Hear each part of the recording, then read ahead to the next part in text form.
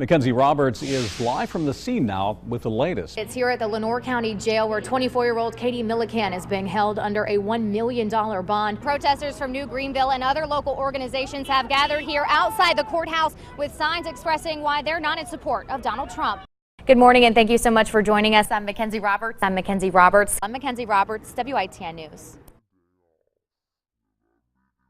Some people in this area still don't have power, and others say they haven't been back to their homes in more than a week. Now, for some of them, it's because they physically can't get to their houses. This program reminds everybody to buckle up as soon as they get in the car, not only for their own safety, but to also avoid getting a ticket. After trying on the turnout gear myself, I can tell you it's heavy and it's hot. So much so, Klontz offered me a bottle of water to stay hydrated, something he says everyone should be doing no matter what their profession. Well, there are two kinds of people in this world, the ones who watch the Super Bowl for the game and the ones like me who watch it for the commercials. Nearly 10,000 acres are burning here in Hyde County, as you can see right down here, and fire officials say this fire is only growing. In hopes of extending the facade improvement grant from the traditional uptown area of Greenville, which you see here in this red, to also include businesses on or off of Dickinson Avenue, which is represented here in this blue.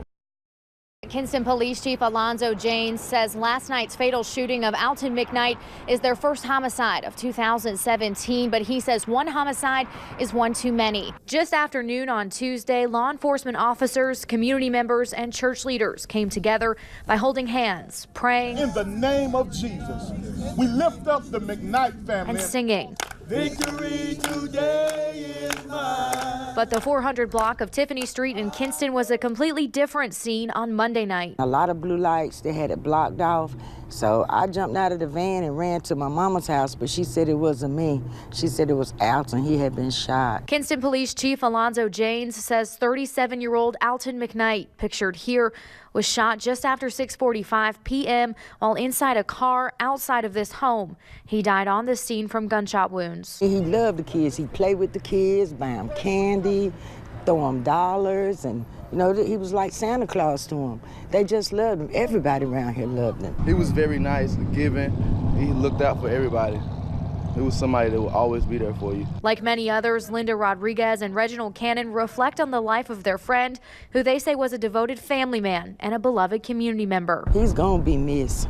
He's a good guy. He's gonna be missed. Chief Janes says they do not take these incidents lightly, and they're working to bring justice to whoever did this. We will do everything we can in our power to identify the person responsible for this horrific incident.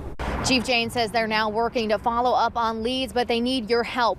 If you saw something last night or you have some information that could lead to an arrest, he asks that you please give them a call. For many people, the sound of sirens and the sight of flashing lights and law enforcement officials can be worrisome. But for 5-year-old Hayden Drake and his parents, these officers come bearing gifts. Kind of reached out to some people in the community as well as our department and other law enforcement departments and said, hey, if we can get a couple guys to give $20, he has a Christmas list. Let's see if we can find something on the list that he wants. Detective Nikki Verton works at the Greenville Police Department like all of these other officers and decided to bring a variety of vehicles and Christmas cheer after hearing about Drake's story. Most of us are, parents, and we have kids of our own, and we want them to know that, we're not robots. We have feelings and emotions, and that when you need us, we're here. Officers also drove Drake with lights and sirens to Dillon's Aviation Services, where he took to the sky in a private plane ride. His mom, Summer Avery, says the outpouring of love and generosity has been incredible. He's got thousands of Toys R Us gift cards. He's got his favorite restaurants to go eat at. I mean, it was like a financial struggle, to... Something's coming. After chemo, he'd be hungry, and we had to stop and get him something to eat. And so now that's something we don't have to worry about. And what started with a simple request for Christmas cards has turned into boxes and crates full of mail. We got 10 cards in the mail, and all of a sudden we got 500 cards in the mail. And now, like I said, we're over 2,000. Way over 2,000. Avery says they even bought this scratch-off map to keep track of all the states and countries they've received mail from, including Canada and Germany. Darren Armstrong takes me for a ride in his combine as he tries to harvest the remaining corn on his Hyde County farm.